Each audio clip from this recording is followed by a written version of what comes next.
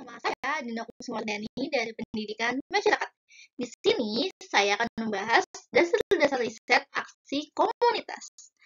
Nah, riset aksi komunitas ini adalah pendekatan penelitian partisipatif yang komunikasi dan kolaborasi antara peneliti dan anggota komunitas dalam mengidentifikasi, mengatasi, dan memecahkan masyarakat lokal. Salah satu prinsip dasarnya adalah konsep aksi yang menekankan pada integrasi teori dan tindakan. Lalu, dalam riset aksi ini akan menekankan pentingnya membangun kemitraan dan memupuk kepemilikan kolektif dalam proses penelitian. Penelitian tindakan sebagai metode pembelajaran dan pengembangan masyarakat. Yang pertama adalah landasan teoritis riset aksi.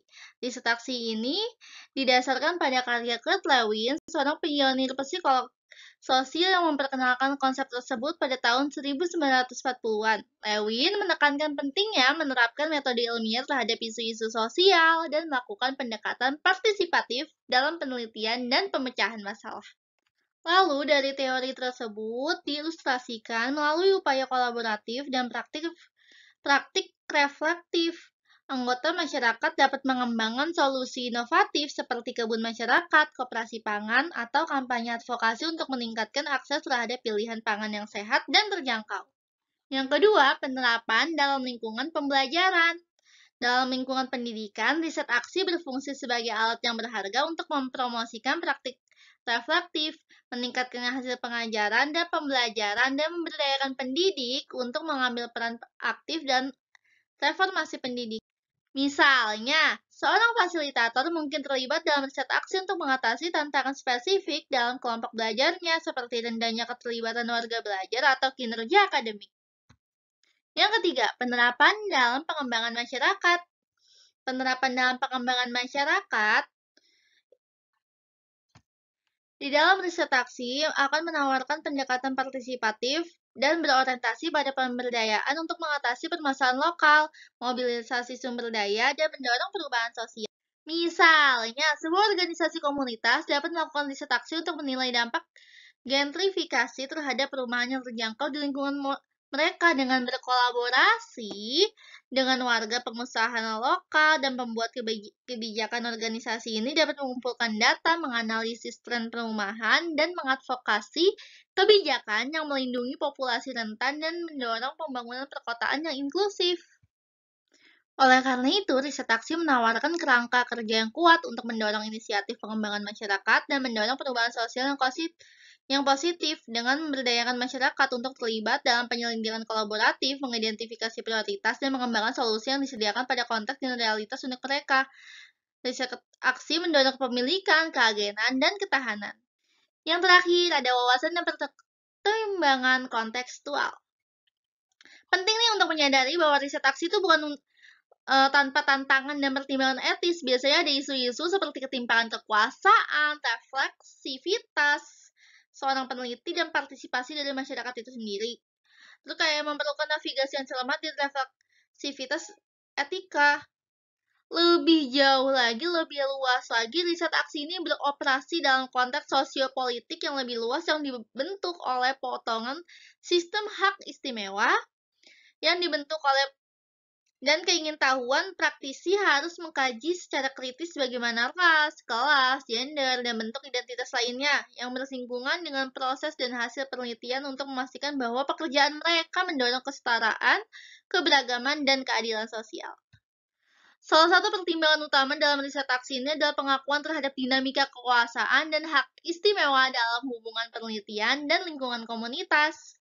Selain itu, riset aksi beroperasi dalam konteks sosiopolitik yang lebih luas yang ditandai dengan ketidakadilan, dan ketidakadilan sistematik. Kesimpulannya, wawasan dan pertimbangan kontekstual memainkan peran penting dalam riset aksi sebagai metode pembelajaran dan pengembangan masyarakat. Pemberdayaan pengetahuan dalam komunitas riset aksi berbasis yang pertama ada akuisisi pengetahuan. Akuisisi pengetahuan ini dengan dipimpin oleh Action Research terletak pada proses perolehan pengetahuan yang melibatkan pengumpulan, sintesis, dan interpretasi informasi yang relevan untuk mengatasi masalah komunitas. Dalam program pengetahuan adalah kekuatan, peserta terlibat dalam berbagai kegiatan termasuk survei, wawancara, kelompok fokus, dan observasi literatur untuk mengumpulkan data mengenai topik-topik seperti pemerataan kesehatan, pemaparan pendidikan, dan degradasi lingkungan. Yang kedua, ada berbagi pengetahuan. Dalam program Knowledge is Power, berbagi pengetahuan dilakukan dalam berbagai bentuk, antara lain forum komunitas, lokakarya, publikasi, dan platform digital. Jalur ini memfasilitasi dialog, kolaborasi, pembelajaran kolektif, yang diantaranya berbagai pemangku kepentingan termasuk anggota masyarakat, pembuat kebijakan, peneliti, dan praktisi. Pemanfaatan pengetahuan. Tujuan akhir dari perolehan dan berbagi pengetahuan dalam AR yang dipimpin komunitas adalah untuk meningkatkan tindakan dan mendorong perubahan positif. Dalam program pengetahuan ada kekuatan. Kegiatan ini termasuk advokasi kebijakan, pengorganisasian masyarakat, peningkatan kapasitas, dan inisiatif akar rumput.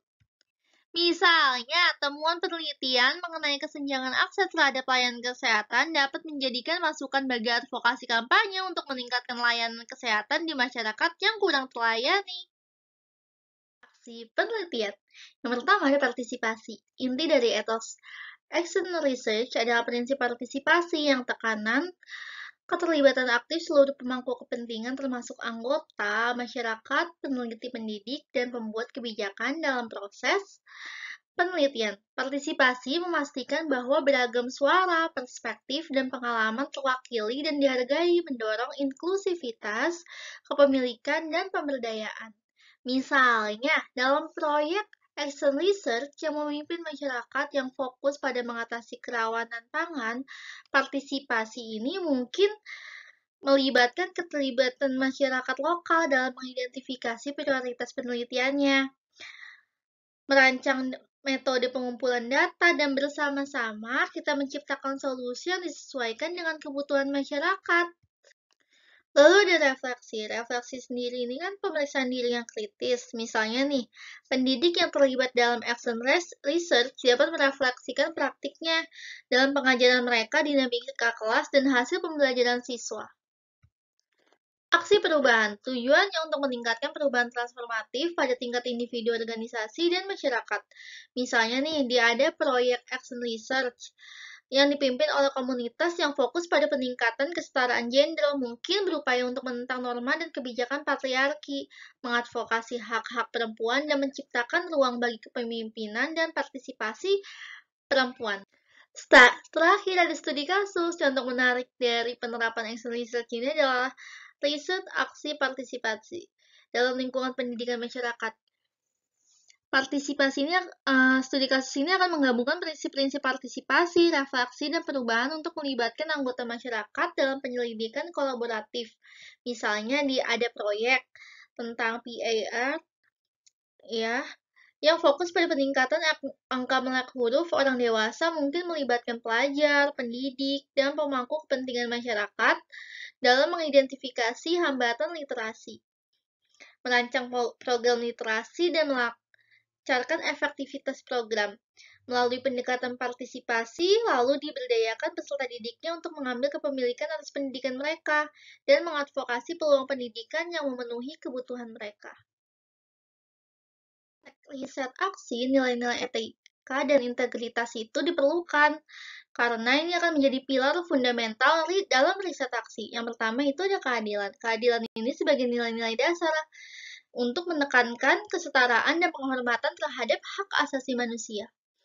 Misalnya dalam sebuah proyek penelitian aksi partisipasi itu fokus pada peningkatan akses terhadap layanan kesehatan kan. Nah, kebutuhannya ini dan kepentingannya ke kelompok marginal termasuk keluarga rendahan, imigran, dan penyandang disabilitas. Tapi dengan adanya sistem nilai etika keadilan ini, kita bisa mengadvokasi kebijakan dan praktiknya mendorong kesetaraan kesehatan dan inklusi sosial dan berkontribusi dalam membangun masyarakat yang lebih adil dan setara. Selanjutnya ada kesetaraan.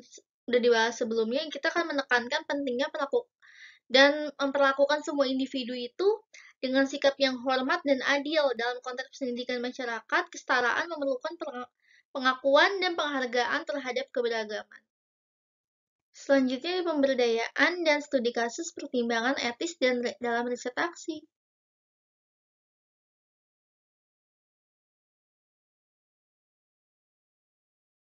Tindakan partisipatif dan penelitian tindakan. Yang pertama ada partisipasi, refleksi, aksi, dan pembelajaran.